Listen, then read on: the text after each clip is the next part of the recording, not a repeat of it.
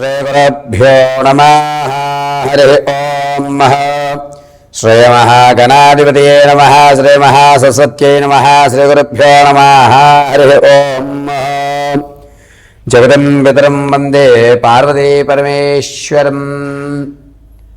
పార్వతీ పరమేశ్వర అనుగ్రహంతో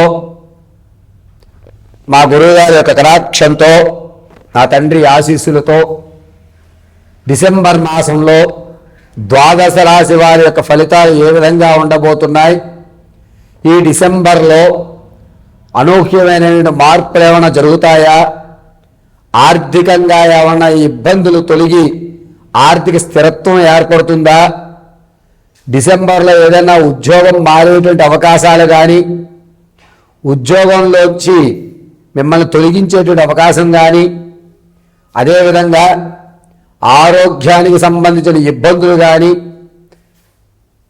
ఇతర సంబంధాలను మీరు విడిచిపెట్టినటువంటి బంధాలు మళ్ళా తిరిగి పునరుద్ధీకరవడం కానీ, విదేశాల్లో ఉన్న వారికి ఈ సమయంలో ఏ విధంగా ఉండబోతోంది డిసెంబర్ నెలంతా కూడా,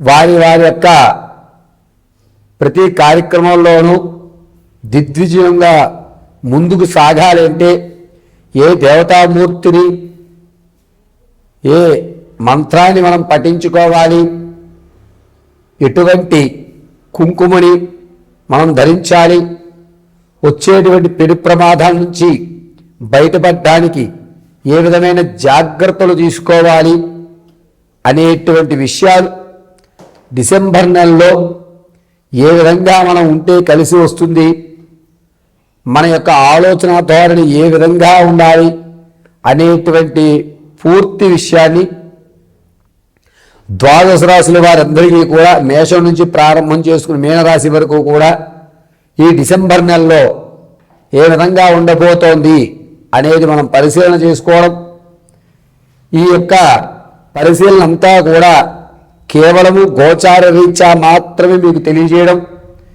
ఈ గోచార రీత్యా చెప్పేటువంటి ఫలితాలు రమారమి 70% వరకు కూడా మ్యాచ్ అవుతాయి. మరి మిగిలిన 30% ఏమిటి గురువుగారు అంటే అది మీ కర్మ సిద్ధాంతాన్ని అనుసరించి ఉంటుంది. వ్యక్తిగతంగా ఇవి గోచార రీత్యా కాబట్టి వ్యక్తిగతంగా మీకు మీ జాతకాన్ని తెలుసుకోవాలంటే కనుక కింద స్క్రోల్ అవుతున్న నెంబర్ని సంప్రదించడం, ఆ నెంబర్లో మీ యొక్క గోత్రము, పేరు, date of birth, place of birth, time of birth వీటిని మాకు పంపించడం, చక్రాల్ని పరిశీలన చేసి దానికి తగు సమస్యకి పరిష్కారం చెప్పడం జరుగుతుంది. కొంతమందికి డేట్ ఆఫ్ బర్త్ తెలియకపోతే మీ ఫోటోను ఒకటి పంపించడం, మేము అడిగేటువంటి ప్రశ్నలకు సమాధానం చెప్పడం, దానివల్ల మేము మీ యొక్క జాతకాన్ని పూర్తిగా పరిశీలించి వివరించడం చెప్పడం జరుగుతుంది.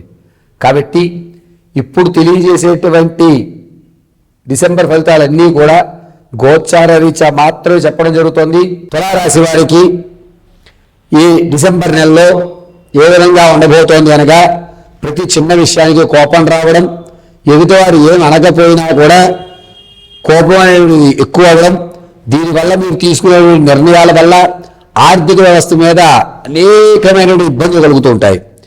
చేతిలో రూపాయి నిలబడదు, ఒకవేళ రూపాయి వచ్చినా కూడా దాన్ని వేరే విందు వినోదాలకు ఖర్చు అయిపోయిన తర్వాత అనవసరంగా ఖర్చు పెట్టానా అనేటువంటి సందిగ్ధంలో, అబ్బా అనవసరంగా ఈ పని చేసి ఉన్నానే అనేటువంటిది చేతులు కాలేక ఆకులు పట్టుకునే విధంగా ఉంటుంది.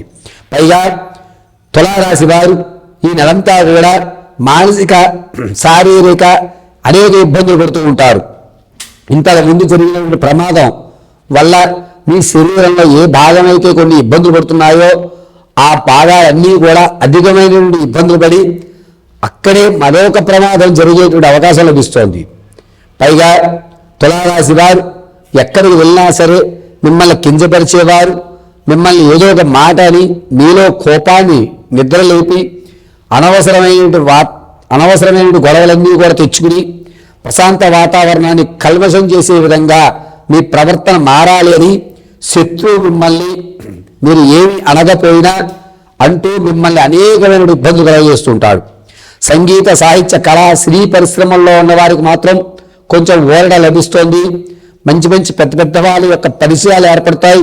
వీటి వల్ల రానున్న భవిష్యత్తులో ఒక ఉన్నతమైన స్థితిగతులు మీరు పొందుతూ ఉంటారు. అంతేకాకుండా తులారాశి వారు అంతేకాకుండా తులారాశి వారు భార్యాభర్తల మధ్య సత్సంబంధాలన్నీ కూడా అభివృద్ధి చెందుతూ ఉంటాయి.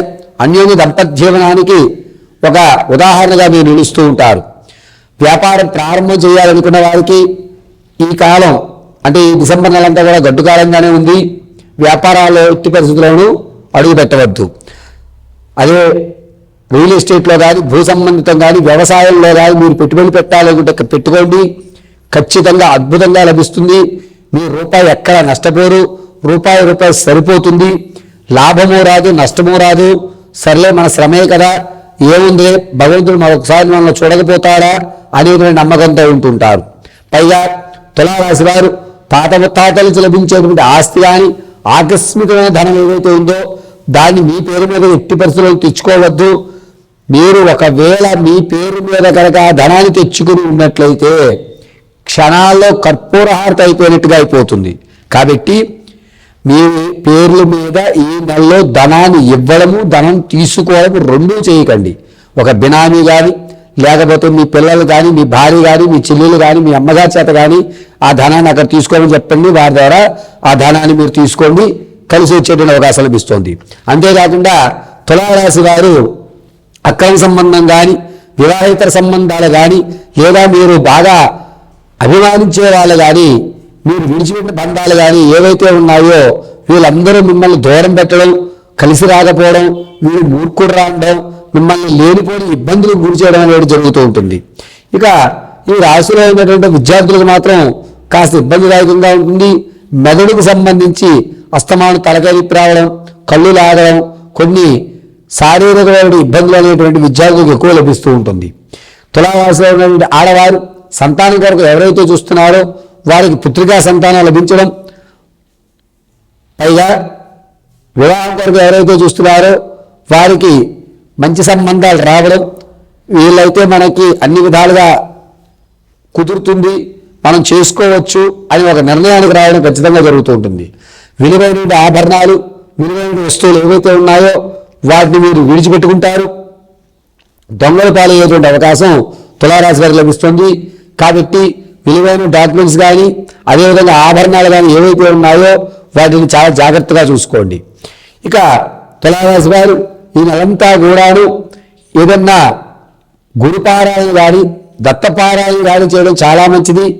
ప్రమాదాలు ఇంతకుముందు మీకు సర్జరీ ఏదైతే జరిగిందో ఆ భాగానికే మరొక సర్జరీ జరిగేటువంటి అవకాశాలు లభిస్తుంది. కాబట్టి గురుపారాయణ గురు చరిత్ర చదువుకోవడం చాలా మంచిది.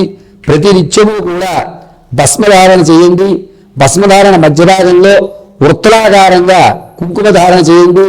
ప్రతిరోజు కూడా నమో దత్తదేవాయ నమః అని నమస్కారం చేసుకోవడం, లేదా గాణిగాపూర్లో ఉన్నటువంటి శ్రీమన్ దత్తాత్రేయుడు దర్శనం చేసుకోవడం మీకు బాగా కలిసి వచ్చేటువంటి సూచనగా చెప్పవచ్చు. సర్వం పరమేశ్వరార్పితం.